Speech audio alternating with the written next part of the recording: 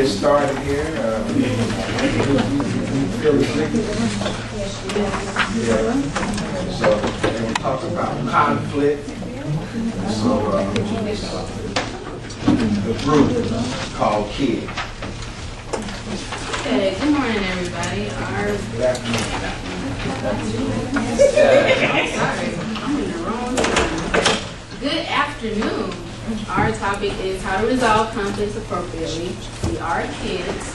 That is our group name. Okay. It means keeping it diversely sophisticated. I'm Antonisha Walker. I'm the group leader. I'm the person you write on the paper. Antonisha. Am I still up? A-N-T-O-N-I-S-H-A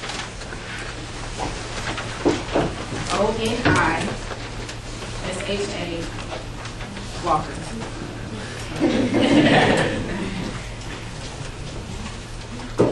I'm Andy. Robert. Carter. Ashley. Ashanti. Martin. And I'm Mama Davy. Okay, first we have active listening, which is my topic.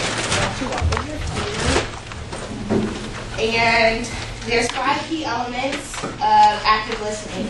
They help you to ensure that you hear a person and know what you're understand the person.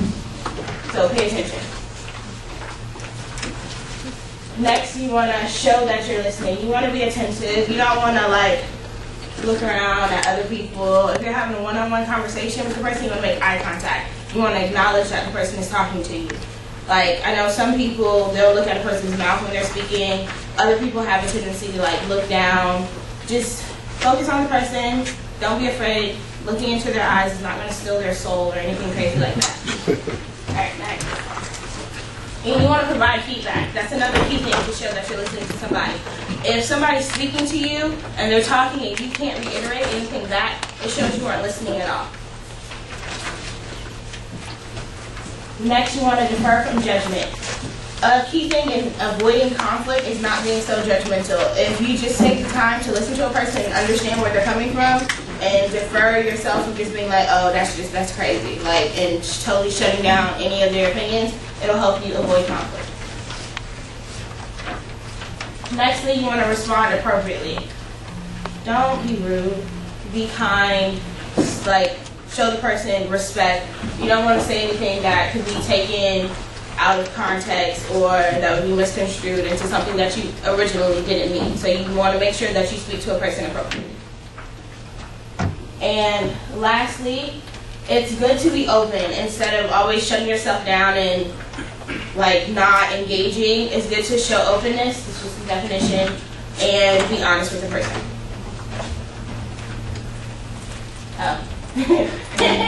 And you don't want to be so. You can be honest, but be tactful when you do it. Don't just be disrespectful. There's a good way to do it and a bad way to do it.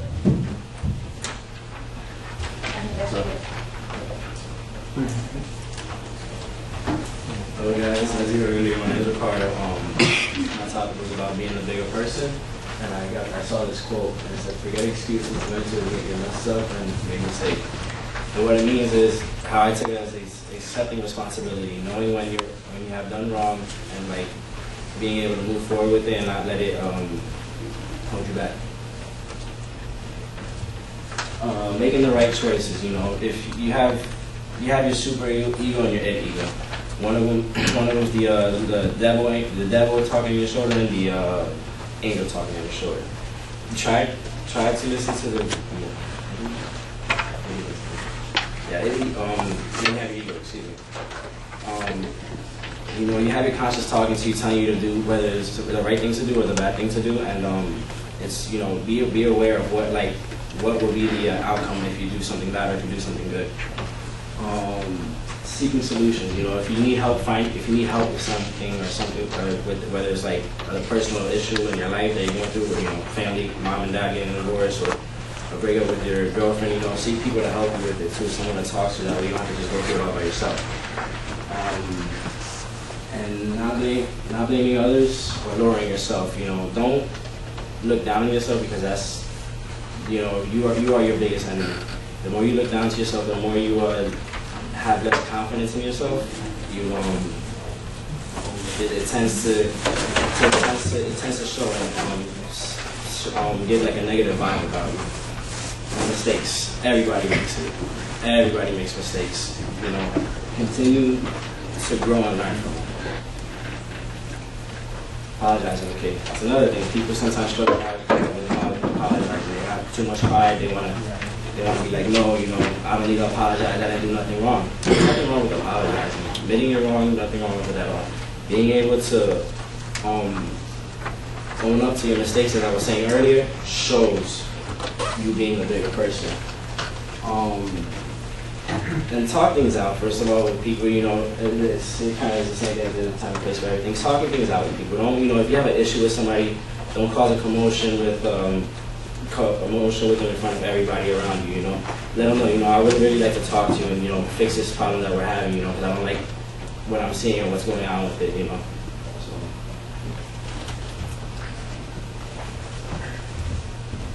Good afternoon, my name is Ashley, and I had sticking to the facts. And sticking to the facts is basically focusing on the truth.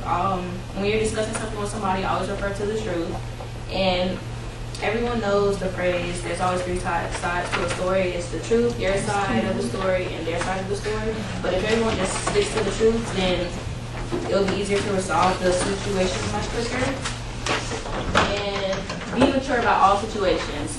Nowadays, everybody wants to go to social networks to discuss drama, like Twitter and stuff, and all that does is just broadcast the situation and makes it much worse and blows up this situation. And keep the environment positive. If you're in an academic environment or a professional environment, never start a conflict. Always avoid and tell them that this is time and place for something, just like my friend said.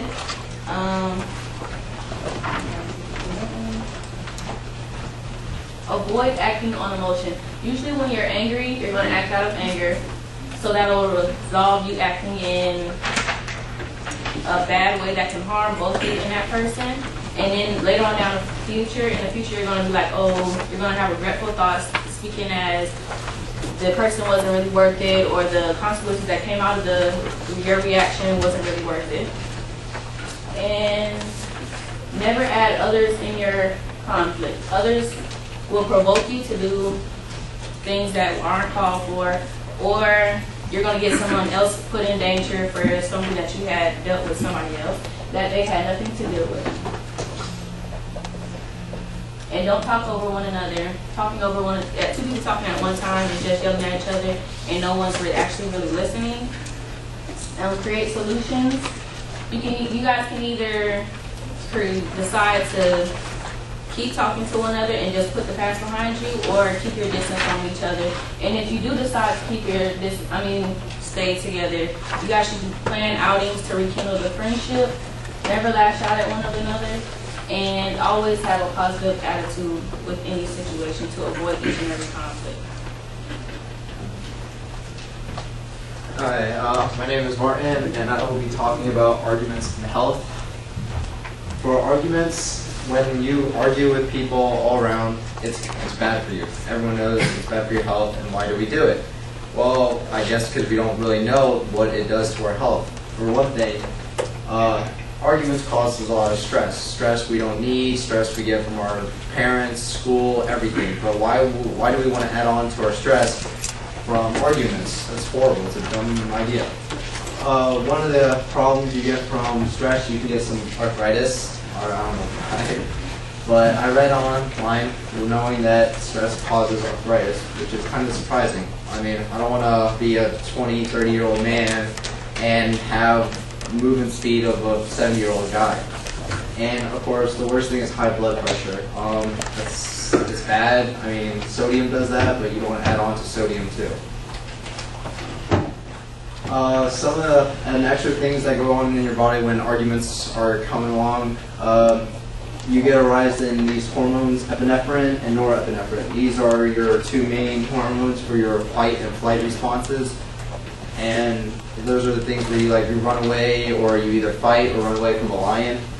And since those hormones are going on while you're arguing, that's bad, because if you do it too much, you become exhausted. If you become exhausted and you're exhausting your body, you're kind of hurting your body more than anything. And since if you're making your body work hard to working hard to fight something so small, you increase your chances of chest pains, heart attacks, or sudden cardiac death. And then maybe one day you'll end up like that guy, and I don't think any of you want to end up like that. One way to help your health and help others around you, you could avoid pointless arguments. Don't start screaming at each other for, why'd you steal my gum, or start making a big commotion for, oh my god, you you broke my pencil. Just avoid it. Find a small solution. Here, I'll give you another pencil, or here, I'll buy you a piece of gum. Talk in a calm manner. If you talk very calm, no stress, no problems, all serenity, and that helps you avoid stress. Concentrate on the conflict at hand. Some people like to deter away from the conflict at any moment, talk about random stuff that doesn't even matter with the conflict, doesn't even make sense with conflict. What is the point? You're not going anywhere. So if you concentrate on the conflict, you get it over with, and that reduces stress. Also, people like to put in anger,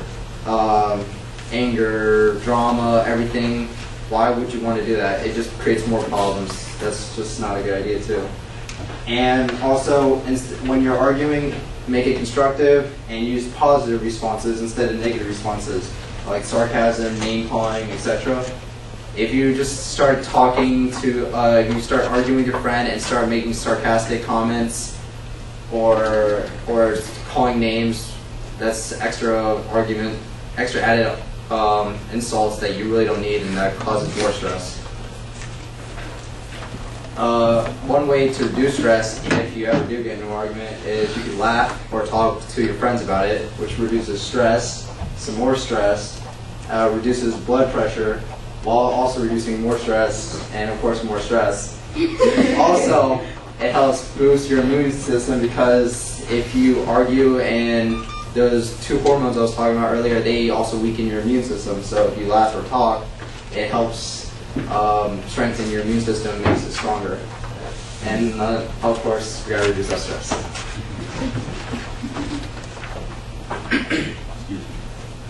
Okay. Hi, I'm Robert. My topic was how to reduce stress and how to avoid it. Well, there are a lot of simple steps that you can do to avoid stress.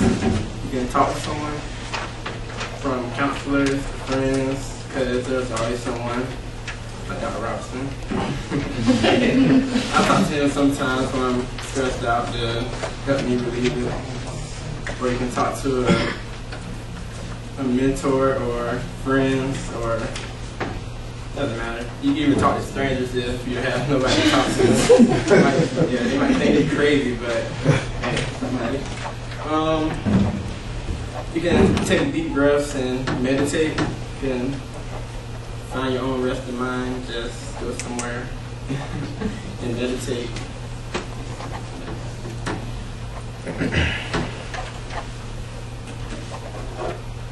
Oh, you can stop and think, like, what's the real problem? Is it something that you really want to be mad at? Or, like, in a couple of hours, are you really still going to be mad at the problem? And you can work one step at a time and think of the consequences. Like, for instance, if I was about to get in a fight at Valencia, I would just think about the consequences of losing my scholarship and just think, is it really worth it? And it's not.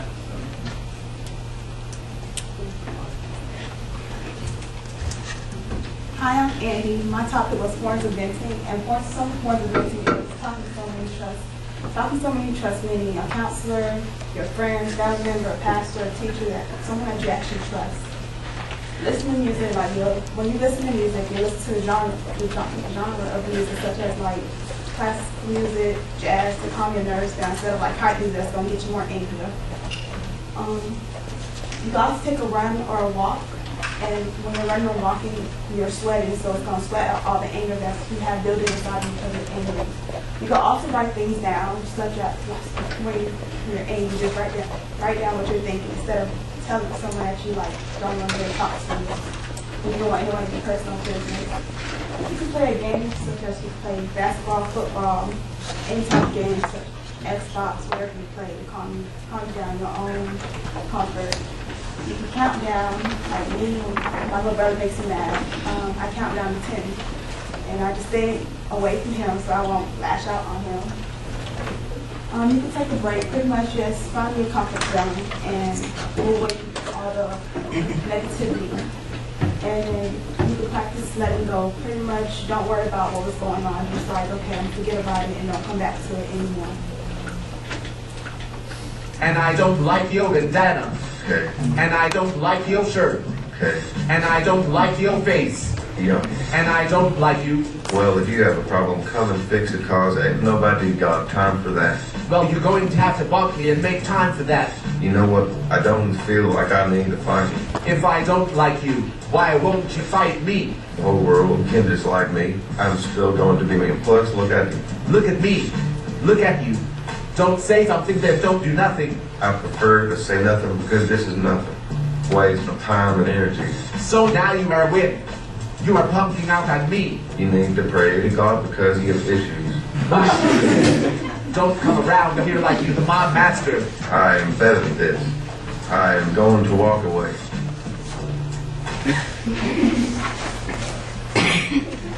Okay. So, bottom line, basically avoid violence.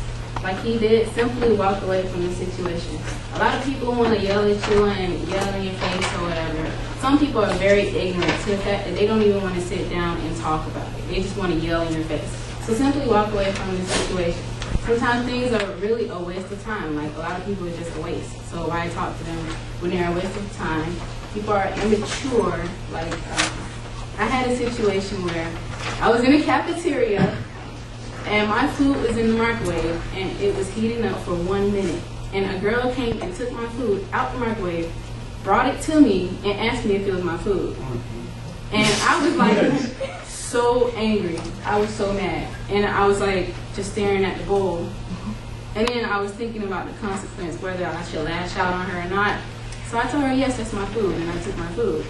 And then for a minute, about 15 minutes, I was staring at my food. But then I was thinking about the consequences, so immaturity. Keeping your status. There are certain situations like professional environments where you're a professional person and someone's being very immature and they want you to get out of your character. Don't let them get you out of your character. Stay in your own character, stay in your own zone, like people say, and then mind your own business. Whatever they're doing, don't let it affect you. Sometimes it can be very stressful to actually beat violence or cause a fight. Like, if someone has a problem with me worrying about that problem would stress me out. So don't worry about what other people have to say or how they may react to what you're doing. There are many benefits and outcomes. Confrontation. Like it was said, there's a time and place for things. Don't come on Valencia and finally you see this girl you don't like and you're finally ready to say, oh, I don't like you, so now you're having a fight on Valencia. Now you're just losing your financial aid. Like that's not even worth it. Don't cause a scene because you're like, oh, I don't like you. We can take it out in the parking lot. Like one time I was in the Bridges Lab and some girl got mad because the other girl was on the phone. And the girl got mad because she was on the phone. But the Bridges Lab rule says you're not supposed to be on the phone.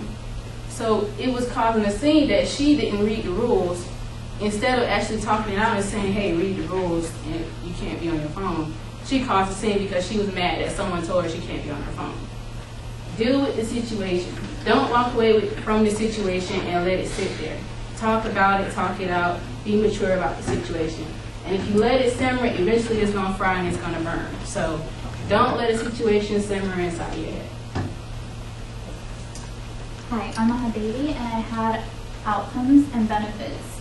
By walking away from conflicts or just avoiding them, you reduce time wasted worrying about the conflict or arguing with someone, and money. What if you get into this conflict and you end up in jail? That's bail money. You learn communication and cooperation skills, like when you go out into the work field, like in college, if you learn to build tolerance with the people you're working with, it really helps in the work field. And you also gain loyalty from your classmates, people you work with, and your friends and your family, people that you interact with every day. And it strengthens your relationships. And looking at old problems will help you with doing all of this.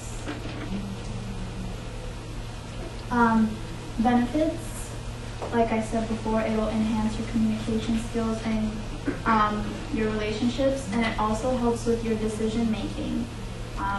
For example, at your job, there's probably going to be somebody you work beside that you don't like, but you'll learn to deal with it. You'll suck it up and do it. And yeah, stay positive. Some more benefits are